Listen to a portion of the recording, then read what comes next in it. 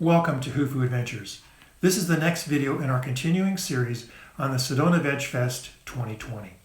In this video, Colleen Patrick-Goudreau shares with us her story of how she became vegan. Yes, my name is Colleen Patrick-Goudreau, and the mission in my work is to empower people to make informed food choices, to debunk myths about veganism, to be a voice for animals, and to give people the tools and resources they need to live according to their own values of compassion and wellness. I always say I'm not asking anyone to live according to my values. I'm urging people to live according to their own values. I do it through articles, through videos, etc., through traveling and speaking, and through my books. The Joy of Vegan Baking, The Vegan Table, Color Me Vegan, Vegan's Daily Companion, On Being Vegan, the 30-Day Vegan Challenge, and now The Joyful Vegan. I don't know if it's clear, but I am vegan. I wasn't always vegan, certainly did not grow up vegan, and I certainly did look at this thing called vegan and say, that's a club I want to join. It's going to cause disharmony in my family. It's going to distance me from the status quo. It's going to make me the butt of predictable jokes.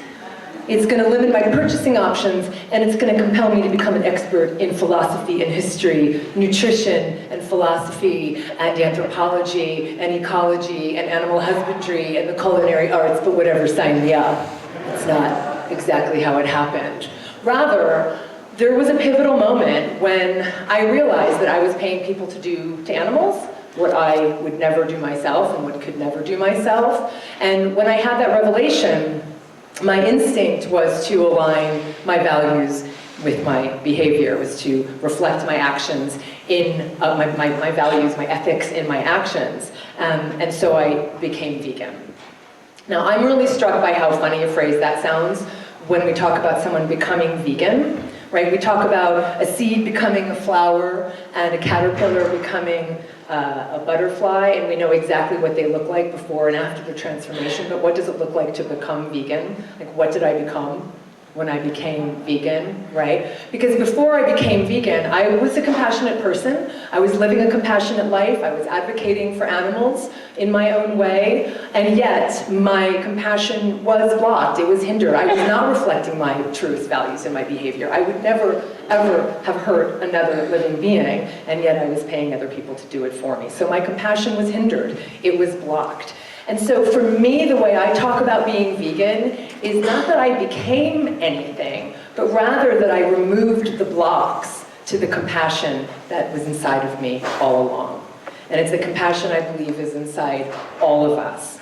I tell my story not because it's extraordinary, but because it's ordinary. And I think all of us experience the same story, the same trajectory. I think most of us were raised in families where we are taught to be compassionate, where we're encouraged to be kind. I certainly was that child. My parents were not animal lovers. It was just the nature of things. We know if a child is kind, and especially to animals, we know it's a good sign. We know if a child is not kind to an animal, it's a red flag. I mean, we know this. We have all the data we need to demonstrate and to indicate that if we see violence against animals in children, there's a good bet there's going to be violence against people. Not that it's bad, it's not just bad enough that they're being violent towards animals, but we know the correlation. And so we instill compassion.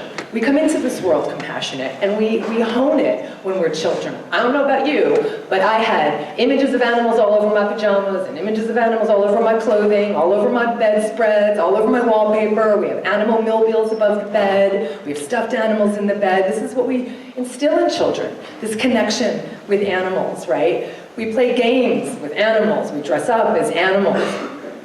Even the most fundamental skills we learned from animals. All the books that we're given to learn how to read and learn how to count and learn how to spell, that's all through animals. All of the images, all of the books, all of the characters. We even learn how to be good moral people through the allegories that were read and all of the stories were read about being good people, and about being kind people, about being social creatures. I mean, all of this is through our relationship with animals. We're brought to the zoo, the petting zoo, whatever. I mean, this was what I experienced. I had a dog I loved. I mean, all these ways. We love seeing children with animals. We think it's the most beautiful connection. And yet when an adult is the same and is as compassionate, we say it's a little sentimental, as if we're supposed to reserve that just for children. And yet that's what we instill in our children, and that's what my experience was. What I didn't know is I was being fed animals at the same time. I had no idea. And I was eating everything you could imagine. My father owned ice cream stores, so we literally had a freezer just for ice cream. We had tubs of ice cream, we had our own hot chocolate maker, we had our own shake maker. It sounds pretty good, which would be really good today if it was just all non-dairy. But I grew up with animal products, I grew up in New Jersey, I grew up eating everything you could imagine, everything that had ever walked or swum or flew, veal, beef, chicken, all of it, right? And I remember one day saying to my mother when I was young, I don't think, because I like the animals and I don't want to, this doesn't seem right. And I remember her answer was, no, that's what they're here for. It's all good. That's why they're here. That's why we bring them. They don't feel the same way we do, but they're sacrificing themselves for us, and it's all good. I'm like, okay, all right, sounds good. I'm convinced. And I remember what started to happen. I remember that compassion that had been so fierce and so strong began to be dulled. Just began to be dulled. I didn't become not compassionate. I wasn't uncompassionate, right? I wasn't unkind. But you start to compartmentalize the animals into those we love and those we eat and those we live with and those we, ask, entertain us, whatever. We start compartmentalizing the animals and we start compartmentalizing our own compassion. And so I developed the taste for the fat and flesh of animals, like so many of us do. And went on about my merry way and I want to say I never thought about it again. I want to say that I didn't really think about it, but the truth is, the reason we make excuses and justifications and have rituals is because we're not comfortable doing something, and we want to feel better about it. So I certainly was one of those people. I loved animals. I was eating animals. Typical, right? And one day I read a book called Diet for a New America. Has anybody heard of that book? It was one of the first books. Now we see so many books out there, which is fantastic. But it was really the first book that talked about the effects of consuming animals and animal agriculture, and the effects on our health, the effects on the animals, the effects on our earth. And it was the first time I had ever seen anything like this before. I was about 19. I didn't know any other vegetarians. I didn't know any vegans. I certainly didn't know any vegans. And I remember staring at the pictures that I had never seen before, and I couldn't believe what I was seeing. I just couldn't believe the images I was seeing, and I couldn't believe what I was supporting. And so very naturally, my instinct was to not be part of it. And so I stopped eating land animals, and clearly missed the boat on meat and on dairy and eggs, because he does talk about dairy and eggs in the book, but I didn't see that part. I just stopped eating land animals and continued to eat aquatic animals. But it was the first step in this journey toward knowing and being open and changing. Several years went by, and I read more books, and I finally read a book called Slaughterhouse. I do read happy books, for the most part.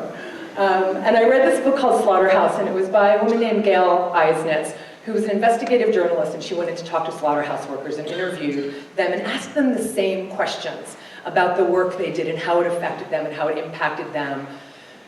And I am not exaggerating when I say it was the most difficult book I've ever read.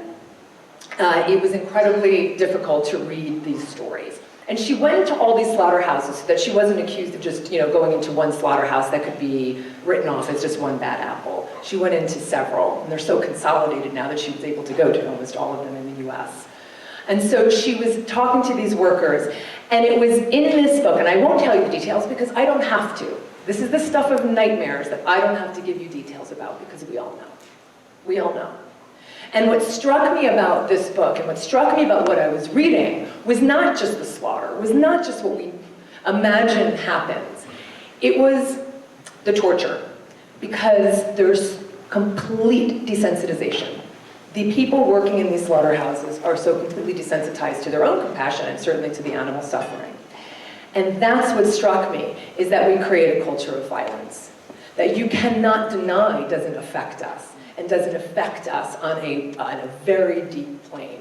And I did not want to pay for that, and I did not want to pay people to be desensitized to compassion, and I did not want to pay people to hurt animals. And it was just, that was it. I was in LA, I was at a conference, and I really remember just being at this stupid tech conference, and I'm reading this book that's changing my life, and I'm looking at all these people at this conference, like, what are you doing here? Like, this is meaningless, what are you doing here? This is horrible. And I remember just wanting to go home, and I did not want to be in this place. And I called my husband, and I was like, I don't know, I'm vegan now? Like, he's like, okay, what do we do? I'm like, I don't know. I'm just vegan, like whatever this means. And it's so interesting to me, and I'm very interested in language. And like I said, I'm very interested in this concept of now I'm vegan, now I'm this, right? I've become this. And this word, we have a word. We have many words now. People are using different words to describe this. I don't care what word people use. For me, there was this word that just signified that I was manifesting my compassion in my behavior. That's all vegan means to me. It is the manifestation of my values in my behavior. It's a means to living unconditionally, compassionately. It's a means to living well. It's a means to living healthfully. So I called him and I said, I'm vegan, I'm going to come home, and I can't have any of this in the house. It's just it was painful. But it was the beginning, and that was 20 years ago. Thanks for watching. Don't forget to subscribe for more videos from the Sedona Vegfest 2020.